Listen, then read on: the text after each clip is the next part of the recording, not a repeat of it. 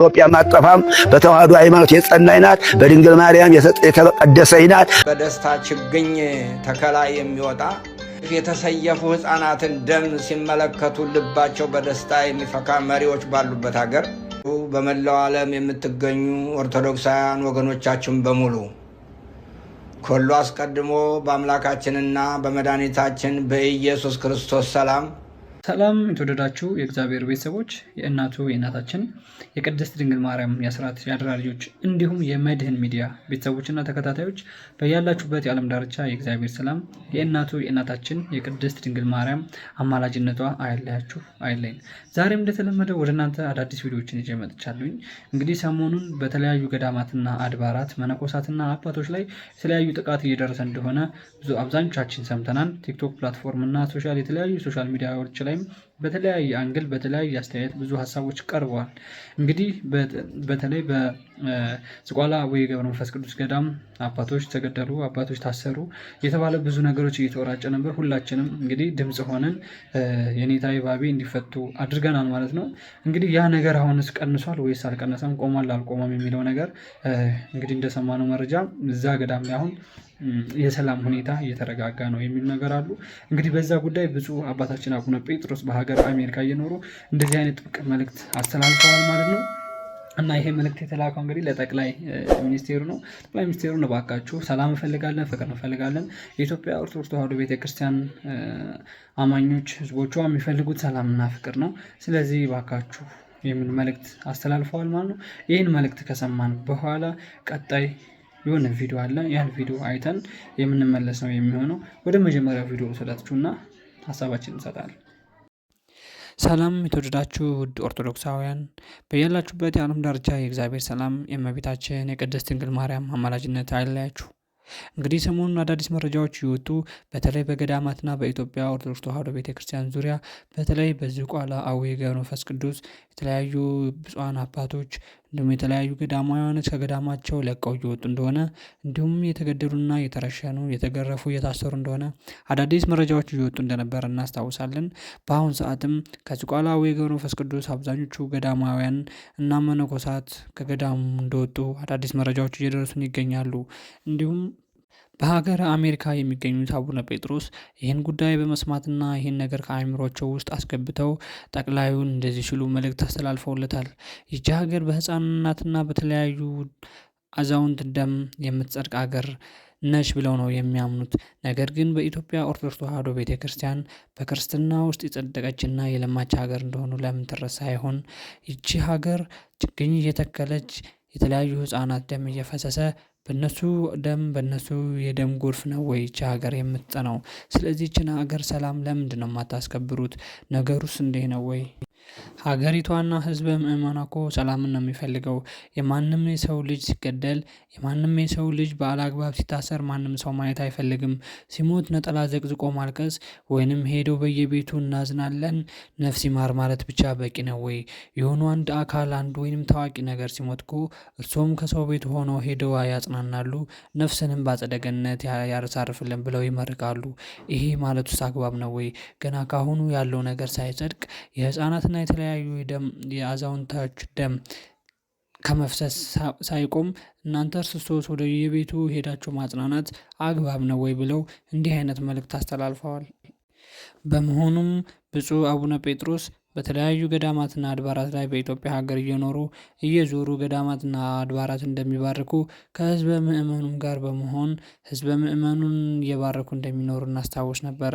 አሁን በሀገር አሜሪካ እየኖሩም ስለ ገዳማትና ስለ አድባራት የሚቆረቆሩ ስለ ኢትዮጵያ ኦርቶዶክስ ተዋሕዶ ሃይማኖት ቀኝ እጃቸውን የሚያወጡ ቅድስት ቤተክርስቲያን ጥቁር እንድትለብስ ብለው ባዘዙ ጊዜ ህዝበ ምዕመኑ ሙሉ ለሙሉ እናንተን ሰምቶ የሚለብስበት አጋጣሚም ነበረ። በነገራችን ላይም አሁንም በሀገር አሜሪካ ሆነው እንዲህ አይነት መልእክት እያስተላለፉ ለህዝበ ምዕመኑም እንዲደርስ እያደረሱ ይገኛሉ።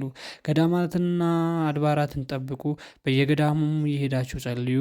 ጌታችን መድኃኒታችን ኢየሱስ ክርስቶስ የማያልፈውና የማይታገሰው ነገር የለም። በመጣም ጊዜ አንዴ ነው የሚመጣው። ከኛ ከኢትዮጵያ ኦርቶዶክስ ተዋሕዶ ቤተክርስቲያን የሚጠብቀው ጌታችን መድኃኒታችን ኢየሱስ ክርስቶስ ሆይ ሰላማችንን ስጠን፣ ፍቅርንም አድለን እያለ መጸለይ ብቻ ነው። መሪዎችና የተለያዩ ባለስልጣኖች እንዲህ ህዝብ ሽኩቻ እንዲመጣ ቢያደርጉም እኛ ግን እኛ የተዋህዶ ልጆች በሃይማኖታችን አንደራደርም፣ በእምነታችን አንቀልድም። በኢትዮጵያ ኦርቶዶክስ ተዋህዶ ቤተክርስቲያን ጸንተን እንኖራለን። ገዳማችንና አድባራችንንም በትህትና እንጠብቃለን። ስለዚህ እባካችሁ ስሙኝ፣ ጌታችን መድኃኒታችን ኢየሱስ ክርስቶስ መምጫው ቀን ደርሷልና ስለዚህ ይህም ለእኛ ፈተና ነው። በተለይ ለተዋህዶ ልጆች፣ በተለይ ለኢትዮጵያ ኦርቶዶክስ ተዋህዶ ቤተክርስቲያን ሃይማኖት ተከታዮች ይህ ለእኛ ፈተናችን ነው። ስለዚህ ይህን ፈተና በትጋት በመጸለይ ሁላችሁም ድምፄ እንድትሰሙኝ እነሆ ይሄን ድምፅ ለእናንተ ልኬያለሁ ብለው ድምፃቸውን አስተላልፈዋል ማለት ነው። ብፁዕ አባታችን አቡነ ጴጥሮስ በአሁን በቅርቡ በኢትዮጵያ ይገባሉ ተብሎ እየታሰበም እንደነበር እናስታውሳለን። ነገር ግን ስላልሆነላቸው አሁንም በሀገር አሜሪካ እየኖርኩም ቢሆን ስለ ገዳማትና ስለ አድባራት ቀኝ እጄን አወጣለሁ። ከህዝበ ምእመኑ በፊትም እኔ አንገቴን ሰጥቼ እሰዋለሁ። በተዋህዶ ሃይማኖትና በክርስቶስ ደም የተመሰረተች ቅድስት ቤተክርስቲያን ላይ ምንም አይነት ጸይፋና ምንም አይነት ጦርነት እንዲነሳም አልፈልግም። እኔ ያለሁ ድረስ የአቅሜን እታገላለሁ። ካለፍኩኝም በኋላ ለህዝበ ምእመኑ አሳልፌ ይሰጣለሁ። ከዛም በኋላም እናንተ ታስቡባታላችሁ። ስለዚህ እኔን ይህን አይነት ጥቁር ለብሼ መልእክት ሳስተላልፍ እንድትሰሙኝ ነው። ይህ የእኔ ቃል ነው ብለው ይህን መልእክት አስተላልፈዋል። ቤተሰቦቼ የመጀመሪያው የድምፅ ቪዲዮ ይሄን ይመስላል። እንግዲህ ብፁዕ አባታችን አቡነ ጴጥሮስ በሌላ ድምፅ ተተክቶ ነው በነገራችን ላይ እና እነሱ ያሉት እንደዚህ ነው። ይቺ ቅድስት ሀገር ወይም ይቺ ቅድስት ኢትዮጵያ ሀገር የምትጸናው በህፃናት ደም ነው ወይ በተለያዩ አዛውንታት ደም ነው ወይ ሰው እየተገደለ ሰው እየታረደ ወይንም ሰው የሆነ ነገር እየሆነ ይቺ ቅድስት ኢትዮጵያ ሀገራችን በዛ ነው ወይ ደስ የምትሰኙት? ስለዚህ እባካችሁ ማንኛውም ህዝበ ምእመን ሰላም እንደሚፈልግ እናውቃለን። በተለይ የኢትዮጵያ ኦርቶዶክስ ተዋህዶ ቤተክርስቲያን በየአመቱም በየቀኑም በየሳምንቱም የምትሰብከው ስለ ሰላምና ስለ ፍቅር ነው። ስለዚህ እባካችሁ ይህን ነገር ከዳር አድርሱልን። ሰላምና ፍቅር እንፈልጋለን። በተለያዩ ገዳማትና አድባራት ላይ የሚደረሱ ምንም አይነት ጥቃት ይቁም የሚል መልእክት አስተላልፈዋል ማለት ነው። ቀጣይ ቪዲዮ አለ። በጣም አስገራሚ ቪዲዮ ነው። ያንን ቪዲዮ አይተን እስኪ ሀሳባችንን በደንብ የምንሰጥበት ይሆናል። ወደ ቪዲዮ ወስዳቸዋለሁ። ኢትዮጵያ ማጠፋም በተዋህዶ ሃይማኖት የጸናች ናት። በድንግል ማርያም የተቀደሰች ናት። በመስቀሉ የተባረከች ናት። ከዚህ የተረፈ ሌላ ብትል ዋጋ የለም፣ የሚያድን የለም። መጨረሻው ለሰው ልጅ ሞት ነው። ያ ነው መጨረሻው። ከዚያ በኋላ ሰው ከሞተ በኋላ ንስሐ የለውም። ሳለህ ንስሐ ግባ። ከአራት ሰዓት አላጎደለብንም። ከምንበላው፣ ከምንጠጣው፣ ከምንለብሰው፣ ከምንገዛው አላጎደለብንም። እኛ ግን አጉድለናል። ከብቶች፣ እንስሳት ወይ ፀሐይ፣ ጨረቃ፣ ከዋክብት ሁሉ ለኛ ሲገዙ እኛ ለፈጣሪያችን አልተገዛንም። ሁሉም እመን ፈጣሪ ነው። ስለ ሃይማኖትህ እየራሱ ይጠይቃል። ስለ ሀገራችን ስለ ኢትዮጵያ ግን ውለው የሚገቡበት ተኝተው የሚነሱበት ሰርተው የሚያገኙበት ኢትዮጵያን ይባርክልን፣ ውጩንም ይባርክልን። በድንግል ማርያም ቃል ኪዳን ገብቷል። መወለዱን፣ ሞቱ፣ ትንሣኤውን፣ ዕርገቱን፣ ዳግም ምጽአቱን ያመነ በሥጋው ደግሞ ያመነ የበላ ይዳን ብሏል። ይህን ያላመነ ይፈጸም ብሏል። ያልተጠመቀ ወዮለት፣ የተጠመቀ ግን ንስሐ ይግባ። ጳጳሳቶችም ትጉ። አንድም አይደላችሁ። ቤተክርስቲያንን ያስቸግራችኋታል። ያለ በብር እግዚአብሔር ብር አልመጣም። በብር አልመጣ ራሱ ሰውቶ ነው በራሱ ደም ነው ያዳነን። ዛሬ ፎቅ ይሰራል። እግዚአብሔር ሰውን አነጸ እንጂ ፎቅ አልሰራም። የሰማይና የምድር ባለቤት ነው። ፎቅ ለሱ ምንም አይደለም። የተራቡትን፣ የተጠሙትን፣ የተደከሙትን መርዳት ነው። አብላዕክሙ ብሏል። ይህንን ወንድሞቻቸውን የተራቡ፣ የተጠሙ፣ የተቸገረችን እርዱ አለ እንጂ መስዋዕትማ ጥንትም እና አብርሃም እና ይስሐቅ ሁሉንም ይሰዋሉ፣ በሬውን ይሰዋሉ፣ አልዳኑ ሲሆን በራሱ ልጅ ግን ድኗል። በራሱ ደም ድነናል። ይህንን አስተምሮ ጽኑ፣ በርቱ። እግዚአብሔር ግን የባለስልጣኑ ባይት እንዳይወቅሳችሁ፣ ንግስታትም ሆይ እግዚአብሔር እንዳይወቅሳችሁ፣ ጳጳሳትም እግዚአብሔር እንዳይወቅሳችሁ። ችግሩ ሀኔ በላይ ማን አለው የሚለው ትዕቢትና ኩራት ያጠፋል። ኩራትና ትዕቢት ግን ዲያብሎስን ጥሎታል። ይህንን ብታደርግ በሀብትህ፣ በንብረትህ፣ በሁሉ የምትመካ ንብረትህ ከንቱ ነው። ሰውም ከንቱ ነው። ንብረትህ ከንቱ ነው። ዕውቀትም ከንቱ ነው። ዕውቀት እንዳይሆንብህ በእግዚአብሔር ክርስቶስ አምነን ለንስሐ ያልበቁትንም ንስሐ ገብተው ፈጣሪያቸውን የማያውቁ ፈጣሪያቸውን አውቀው ይህ ዓለም ኃላፊ ነው። የማያልፈውን መንግሥተ ሰማያት ለሙላችን ያድለን። ኢትዮጵያን ሰላም ያድርግልን። ቤተሰቦቼ እንግዲህ ያያችሁት ቪዲዮ ይሄን ይመስላል ማለት ነው። እኚህ ትልቅ አባት እንግዲህ ከዚህ ዓለም በሞት ተለይቼ ገነትንም ሲኦልንም አይቼ ነው ተመልሼ ወደዚህ ምድር የመጣሁት የሚሉ አባት ናቸው። እንግዲህ እኛ አባት እንግዲህ እነሱ መረጃው እንደምታዩት ሚዲያ ላይ ያስተላለፉት ነገር ነው። ይሄ ነው ለማለት እኛ እንግዲህ አየሩ ነገር የለም። እነሱ ባሉት መሰረት ግን በዚች በቅድስት ሀገር የምትኖሩ ወይንም በኢትዮጵያ ኦርቶዶክስ ተዋሕዶ ቤተክርስቲያን ውስጥም የምትኖሩ ሰዎች ማንኛውም ሰው መጨረሻችሁ ሞት ነው። ዶክተር ብትሆን፣ ኢንጂነር ብትሆን፣ ባለስልጣን ብትሆን፣ አመራር ብትሆን መጨረሻ ግን ሞት የሚለው ነገር በቀይ እስክሪብቶ የተጻፈ ነው። ስለዚህ ሰውም ከንቱ ነው፣ ንብረትም ከንቱ ነው፣ ያለ ገንዘብ ሁላ ከንቱ ነው። ስለዚህ በእግዚአብሔር ብቻ ተማምነ እግዚአብሔርን እየወደድክና እያመለክ ጻድቃን ሰማዕታቶችን እየወደድ ለእነሱ እየዘመር መጨረሻህን ብታሳምር የተሻለ ይሆናል። ስለዚህ ያለህ ነገር ሁላ የሚጠፋ ነው። ያለህ ነገር ሁላ የሚወድም ነው። የማይወድም እንኳ ቢሆን አንተ ቀድመህ የምትወድምበት አጋጣሚ አለ። ስለዚህ ቅድስት ሀገር ደግሞ በመስቀል የተባረከች እና የተቀደሰች ሀገር ነች። ለዚች ቅድስት ሀገር የኢትዮጵያ ኦርቶዶክስ ተዋሕዶ ቤተክርስቲያን ዋነኛዋ መሰረት ናት። ስለዚህ ቅድስት ቤተክርስቲያን ለምን ትናቃላችሁ? አትንኩ። ይህን መልእክት ለህዝበ ምእመኑ በዓለም ላይ ለሚሰማ ይህን መልእክት አድርስ ተብዬ ነው የተላኩት ብለው ያስተላለፉት መልእክት ነው ማለት ነው። እንግዲህ ይህ መልእክት ስንቶቻችን ተገንዝበነዋል? ከአሁን በፊት በነገራችን ላይ በእኛ አባትም ሳይሆኑ ሌላም አባት እንደዚህ አይነት መልእክት እየታገር ወደ ጎንደር ውስጥ ይመስለኛል እንደዚህ አይነት መልእክት አስተላልፈው ነበረ። ኢትዮጵያ ኦርቶዶክስ ተዋሕዶ ቤተክርስቲያን አማኝ ናቸውና እንግዲህ እንደዚሁ ከዚህ ዓለም ታይቼ ነበረ። እዛም ሄጄ ሲኦልንም ገነትንም አይቼ የመጣሁኝ መልአኩ ቅዱስ ሚካኤል እያዞረ እንደዚህ እያሳየኝ ነበር። ስለዚህ እቺ ቅድስት ቤተክርስቲያን አትንኩ፣ ቅድስት ቤተክርስቲያን አትንኩ፣ ጠብቁ፣ ሃይማኖታችሁን ጠብቁ፣ እምነታችሁን አክብሩ። ይሄ በሰው የምትመኩ፣ በገንዘብ የምትመኩ፣ በምን የምትመኩ መጨረሻችሁ ግን ሞት ነው የሚባል ነገር እነሱ ያስተላለፉት መልእክት አለ ማለት መጀመሪያ የቆየ ቪዲዮ ነው እና እኔም ጭኜዋለሁ እና እንግዲህ መልእክቱ ይሄን ይመስላል። ቀጣይ ያለው ቪዲዮ አቡነ ጴጥሮስ እንግዲህ ያስተላለፉት መልእክት ነው ለጠቅላዩ። እስኪ ያን ቪዲዮ አይተን እንመለስ። በደስታ ችግኝ ተከላ የሚወጣ የተሰየፉ ሕፃናትን ደም ሲመለከቱ ልባቸው በደስታ የሚፈካ መሪዎች ባሉበት ሀገር የመነኑ ሰዎች መታረድ፣ አዛውንት መምህራንን አፍኖ መውሰድ ምን ሊነግረን ይችላል? ሰው በግፈኞች እያለቀ እየሰማና እየተመለከተ ግን ደግሞ ሰዎች ታረቁ ሲባል ነጠላ ዘግዝቆ የሚያለቅስ ክፉ መንፈስ በተጠናወተው የፖለቲካ ስሪት የሰራ አካል ባለበት ሀገር ይህ ለምን ሆነ ብሎ ከመናገርና ከመጠየቅ ይልቅ ይህ የሚቀየርበትን መንገድ ማፈላለግ ነው ቁም ነገሩ። ለዚህ ደግሞ ተግባራዊ ምላሽ ለመስጠት ሁሉም ኢትዮጵያዊ መተባበር አለበት። ብዙ ጊዜ ቤተክርስቲያን አትናገርም የሚል አባባል ሚዛን ደፊ ሆኖ አይታይም።